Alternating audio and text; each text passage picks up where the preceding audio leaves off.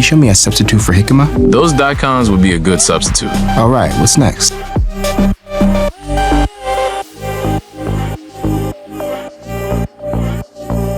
I had so much fun at Maya's first. Me divertí mucho en la primera fiesta de cumpleaños de Maya